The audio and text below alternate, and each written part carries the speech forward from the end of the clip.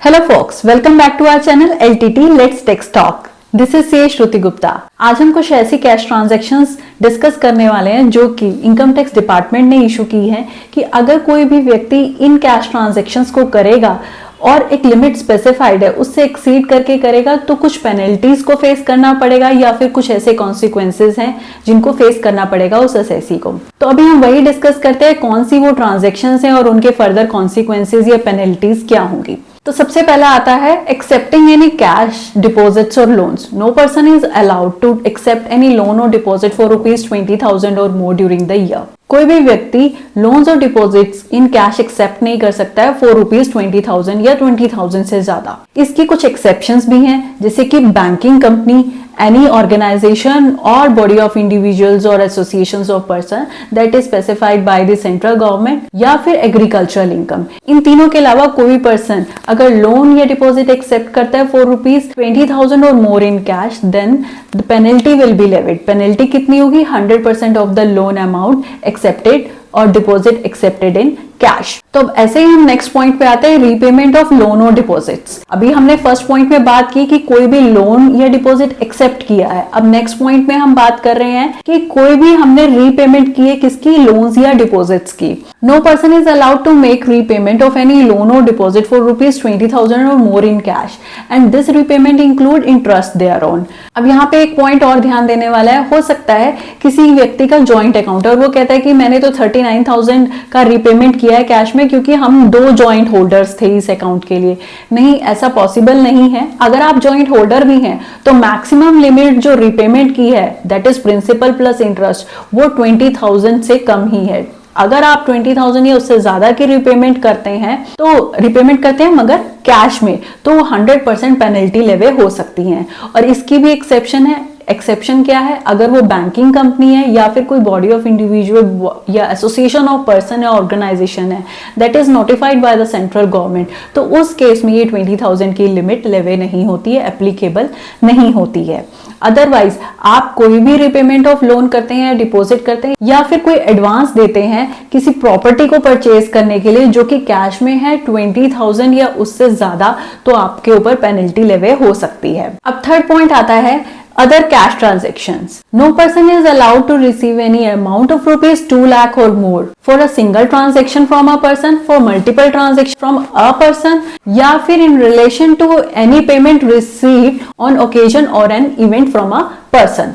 तो इन तीनों केसेस में ही चाहे वो एक पेमेंट है या मल्टीपल पेमेंट्स हैं या एक सिंगल ओकेजन है, कोई भी अमाउंट 2 लाख या उससे ज्यादा नहीं होना चाहिए और वो भी कैश में। अगर ऐसा पॉसिबल होता है तो जितना भी अमाउंट रिसीव हुआ है वो 100% पेनल्टी लग सकती है। अब नेक्स्ट पॉइंट आता है बिजनेस एंड प्रोफेशन से रिलेटेड। अगर कोई असेसी कैश में एक्सपेंस करता है तो उस केस में क्या होगा? अगर कोई भी असेसी बिजनेस एंड प्रोफेशन में है और वो कैश में एक्सपेंस करता है फॉर ₹10,000 और मोर, तो 100% जो एक्सपेंस है वो डिसअलाउ हो जाएगा। सपोज करते हैं एक असेसी है, उसने 1 लाख का कोई एक्सपेंस किया है जिसमें उसने पूरा 1 लाख कैश में पेमेंट कर दिया, तो जितना भी वो एक्सपेंस है, अदरवाइज वो प्रॉफिट एंड लॉस में उस एक्सपेंस को माइनस करते हैं, तो वो उस एक्सपेंस को माइनस किया नहीं जाएगा, वो इनकम का पार्ट बन जाएगा। मतलब अभी हाल तो आप अपना एक्सपेंडिचर क्लेम कर रहे थे, उसके बाद वो एक्सपेंडिचर आप क्लेम नहीं कर पाएंगे।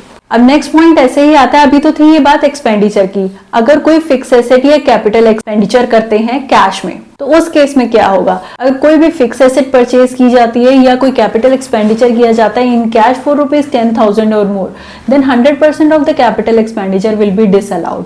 अब उस डिसअलाउंस का क्या होगा कि आपको जो फर्दर ईयरली बेसिस पे डेप्रिसिएशन मिलता था वो डेप्रिसिएशन का एक्सपेंस भी नहीं मिलेगा।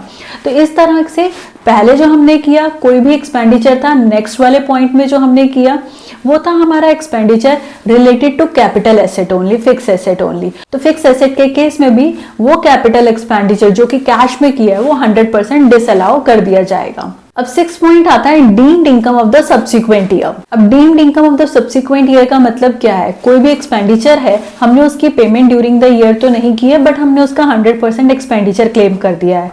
सब्सिक्वेंट ईयर में हम क्या करते हैं, उसकी पेमेंट 10,000 या उससे ज्यादा कैश में पे कर देते हैं।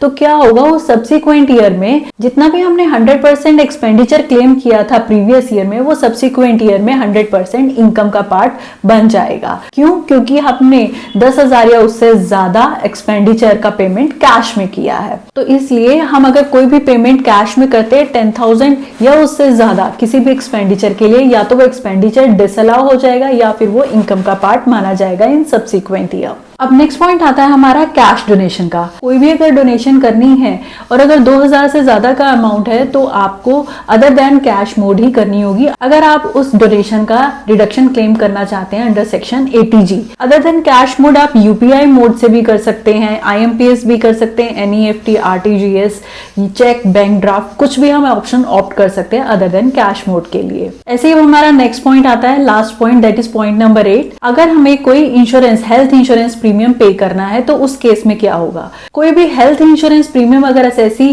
कैश में पे करता है तो 100% डिडक्शन डिसअलाउड होगी। मतलब उसको 100% जो भी डिडक्शन हम 80D में लेते हैं, जो कि मेडिकल इंश्योरेंस के लिए अवेलेबल होती है 25,000 and 50,000 in the case of senior citizen, तो कोई भी डिडक्शन असेसी को नहीं अवेलेबल होगी अगर असेसी कैश में पेमेंट करता है। तो ये थे हमारे 8 पॉइंट्स जिसमें सीबीडीटी ने, इनकम टैक्स डिपार्टमेंट ने स्पेसिफिकली कैश ट्रांजैक्शंस के लिए अगर कोई एसएससी करता है स्पेसिफाइड लिमिट को एक्सीड करके, तो या तो पेनल्टी लेवी होगी या फिर वो 100% एक्सपेंडिचर डिसअलाउ कर दिया जाएगा। इस डिस्कशन से रिलेटेड कोई भी क्वेरी हो या फिर कोई इंफॉर्मेशन लेनी है तो please do let me no.